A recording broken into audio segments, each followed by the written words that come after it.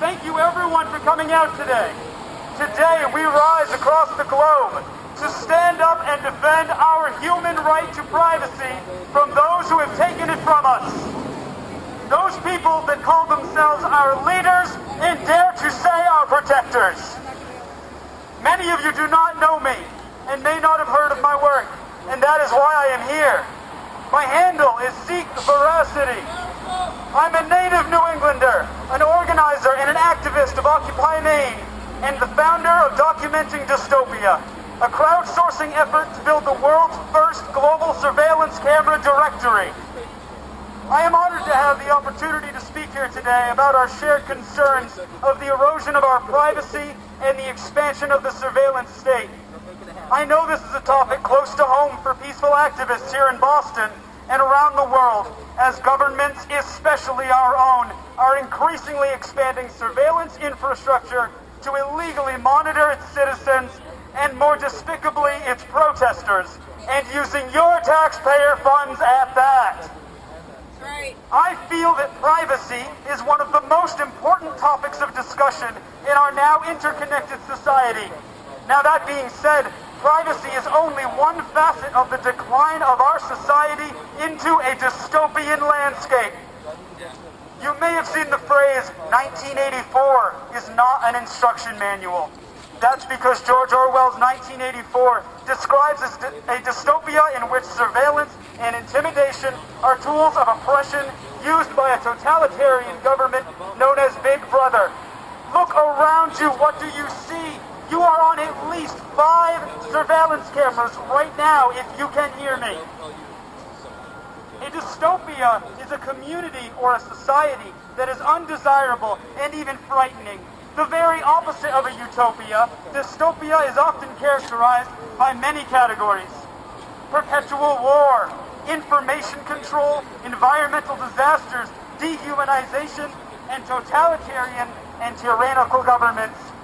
Now make no mistake, a tyrannical government gains its power through oppression. A totalitarian government gains its power through ultimate control. Brothers and sisters, we have both. Woo! Let's talk perpetual war. We've been at war with an invisible and ever-moving enemy, which has dragged our defenses to over half a dozen countries. Through force and intimidation, we continue to destroy families and communities that will grow up with an understandable and insurmountable hatred for the United States. Information control? Our mainstream media has become the lapdogs that a tyranny wants them to be, instead of the watchdogs that a democracy requires. Woo! Organizations like WikiLeaks have extrajudicial financial blockades placed upon them for not towing a party line and refusing to speak anything but the absolute, unadulterated truth. Whistleblowers of corporate, federal, and military crimes are being persecuted for their bravery and not honored for their heroism. Environmental disaster? We've seen progressively more dangerous storm systems, dozens, hundreds, and thousands of people without food or shelter in any given month. 50,000 people just marched on D.C. as Obama played golf with oil executives. Yet we continue to subsidize a multi-billion-dollar energy that strips the money from our pockets, the life from our planet, and the years from our children's lives. Dehumanization. Reality television. Let's sit there for a moment. We draw hordes of people to enjoy voyeurism in the form of arguing, shopping, crying, killing, suffering, fucking, and surviving. Yeah. Indefinite detention, torture, police brutality run rampant through our streets from sea to shining sea.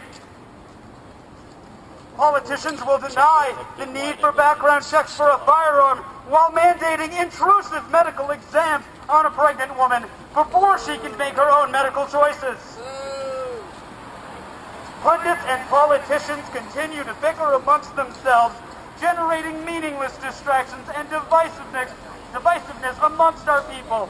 These differences of gender, race, sexuality are used to draw lines in the sand when they should be used to unite us as a species filled with genuinely unique and amazing individuals. And tyranny and totalitarian governments. If you deny a full-body scanner at an airport and the TSA puts their hands down your pants, does that sound like government overreach to you? Yes. Yes! Sounds like a government reach around. Corrupt politics strangle our democracy as we are locked into an electoral system of two false choices for hope, neither of which are sponsored by our people. Right, that's right. These politicians are sponsored by immortal corporations that continue to use record profits to purchase any politician who will bend over and say yes, sir.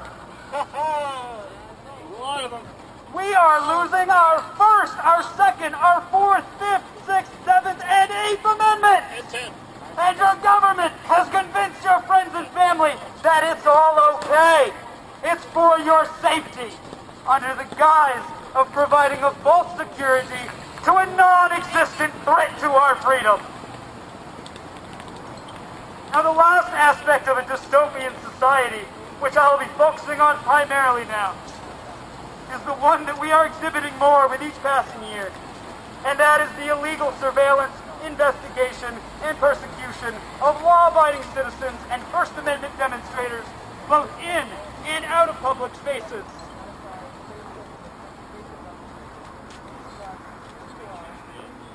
Public records and surveillance video obtained by the Massachusetts ACLU and the National Lawyers Guild of Massachusetts show that Boston police routinely spy on ordinary citizens engaged in peaceful First Amendment protected activity, much like this. They are creating criminal intelligence reports on the lawful political activity of peace groups and local leaders. It is well known that due to fear of police surveillance and arrest, there are many who do not show up to these demonstrations. You dare not cross the street and join us.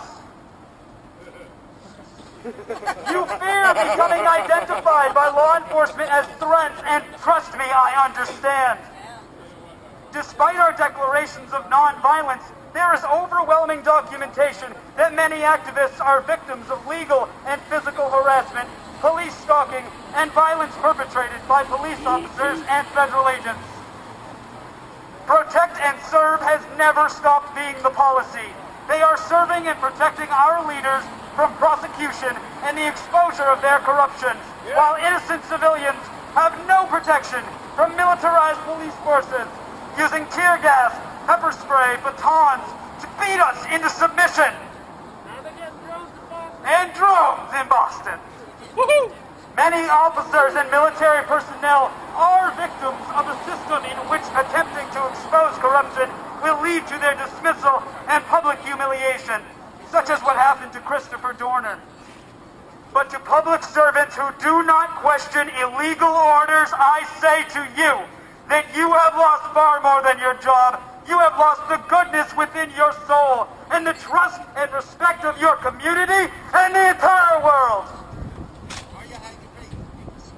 If untrained civilians have the courage to withstand this brutality for practicing our constitutional rights, they very damn well should have the courage to protect them. Yeah. It is these kinds of abuses and many others that have been systematically practiced by authorities in pursuit of members of our activism communities that gain any following. Eventually, we face trumped-up charges and avoid fair trials, and we detain individuals such as in the following examples. Bradley Manning has spent 1,000 days in jail facing extended solitary confinement, humiliation after leaking information to WikiLeaks that was falsely reported as endangering our national security. Julian Assange has been on the run for just as long from authorities as he fears extradition to the United States for crimes of treason. Treason to a country that he is not a resident of. Jeremy Hammond, for almost a year, has been in custody for taking part in the Stratfor hack that resulted in the exposure of an Orwellian surveillance system known as Trapwire. Free Hammond! Free Hammond! Free Hammond! Free all political prisoners!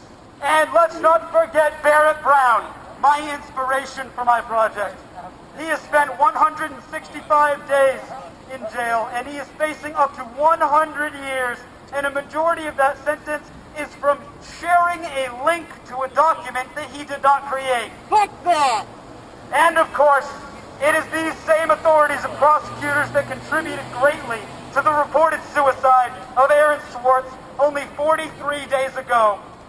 Although I would like to pause for a moment of silence to honor Aaron and his accomplishments in activism, to remain silent for even 1 second would be a disgrace to his memory, and we shall never provide our government with the luxury of our silence again!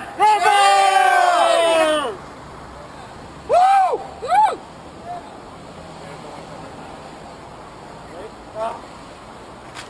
These are only a few examples of what we have come to expect from our surveillance state. Citizens who speak their mind or try to expose the truth when the media purposefully chooses to lie to you are becoming targets of law enforcement working for those that wish to remain in power. One of the most important tools of this surveillance is the cameras above your head right now and across every cityscape. What was once a useful technology that was used to catch actual criminals after they have committed a crime is now being used for the widespread public monitoring of peaceful citizens and demonstrators. The NSA, the DHS, the FBI, CIA, and other government organizations have spent countless billions of your money on this dragnet surveillance system. Over $3 billion spent in New York alone over the last 10 years. Supporters of these domestic surveillance programs say these measures are used to identify and prevent terrorism plots, which is only an honest explanation when paired with the fact that the FBI labels Occupy Wall Street as a domestic terrorist organization. Methods like these are a standard operating procedure indicative of tyranny that tries to crush dissent through intimidation. And I am not intimidated. We're not intimidated! These technologies are an increasingly prevalent threat to your privacy, your anonymity, and your voice, the voice of the individual who dare to question power. The surveillance state has already become reality. This is not science fiction. This is your fucking life. Woo! There is no end in sight. Depending on where you live, every move is recorded, analyzed, and archived for Big Brother's viewing pleasure. And we can't discuss privacy without referring back to Trapwire. Trapwire is a sophisticated surveillance technology. It operates behind the scenes of any number of cameras across the world. It's described by its creators. Trapwire detects, analyzes, and alerts on suspicious events as they are collected over periods of time and over multiple locations. They go on to say that terrorist or criminal surveillance and pre-attack planning operations can be identified and appropriate law enforcement countermeasures employed ahead of crimes. Potato morning! The Trapwire system, exposed in the Stratfor email leak from WikiLeaks, can use facial recognition and walking patterns or gait recognition to identify an individual and cross-reference their behaviors based on a definition of suspicious behavior that you do not know. As much as I hate using this cliched comparison, we are looking at a legitimate Minority Report situation. You are being identified and pursued by authorities before you have committed a crime. These abuses of the very surveillance systems that promised us protection are a violation of trust with the American people, and they should not be tolerated anymore. Trapwire, the Patriot Act, CISPA, and the amended FISA Act are collectively an obscene violation of the Fourth Amendment to the U.S. Constitution. The right of the people to be secure in their persons, houses, papers, and effects against unreasonable searches and seizures shall not be violated! Woo! Right. Woo! Now, some of you may already know that some activists in Germany and now in the United States are taking the fight against surveillance in a violent direction, declaring a game called Cam Over, where citizens are destroying surveillance cameras and points being awarded for effective and creative methods. Though we obviously understand and empathize with the inhumane breach of privacy and your urge to defend it, I cannot condone these destructive acts, and nor can documenting dystopia. Destructive acts of this nature will only serve to strengthen both the police state and the surveillance state in the name of anti-terrorism. These cameras are but the symptom of a governmental cancer caused by unadulterated corruption within the upper echelons of federal law enforcement, coupled with a complete disregard for transparency and accountability. Despite the lack of necessity and overwhelming budget deficits, these cameras are here, and their numbers grow daily. And so do ours. Yeah! To expect, however, that we can find a place to hide from the unlawful prying eyes of our big brother is proving to be unreasonable, impossible. Even the mainstream media is admitting that drones may soon come to the United States, and this will mean there will truly be no hiding. Big Brother is watching you indeed. So what can we do about it? At Documenting Dystopia, we want to turn the tables. Contemplate an alternative future for this surveillance state. Not one of Big Brother, but of shared safety. Imagine a world where the feeds on these cameras that blanket public spaces are freely and publicly accessible. You could go to a website, you could view any camera at any time, possibly even view archived footage. Now innately this may sound like a denouncement of privacy altogether. However, I assure you that if public surveillance technologies are ever expanding and able to be monitored by any citizen freely and transparently, then Big Brother cannot exist, as his power becomes evenly distributed to the people. This is only the first step, as this war that our leaders have waged upon us will have many battles. So long as corruption runs rampant, we cannot afford to rest.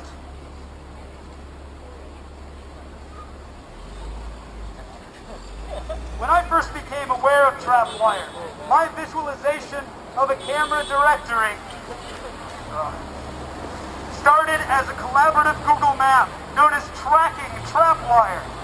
I knew it would be useful to society to have a public service that documents their camera locations in a map form. The thought being, if they can place their eyes on every wall, then we can watch them from every street. Our concept is simple, our goals are unprecedented, and our vision is ever expanding. We are crowdsourcing on a global scale the documenting of cameras in public spaces around the world in a central location with a database maintained by the people. Yay!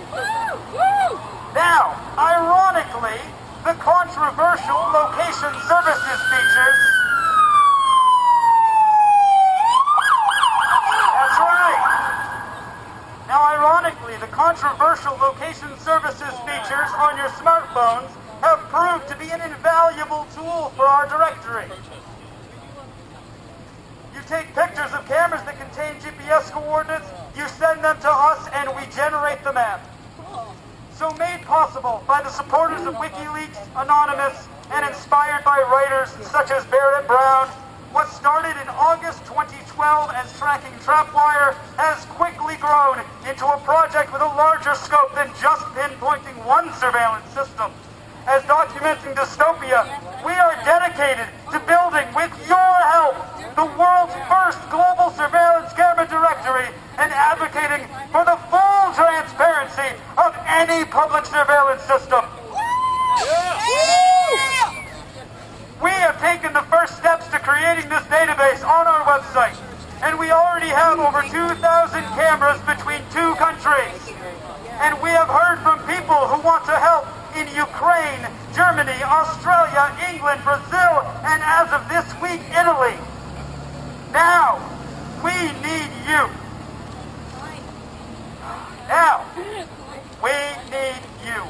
Anybody can contribute easily to our database, and our goals are attainable with the help of the public. We also need a coder to develop a free smartphone app that will easily integrate our database for your camera submissions. Our project is only in its infancy, but with the help of the public, we will all become the driving force for the elimination of Big Brother.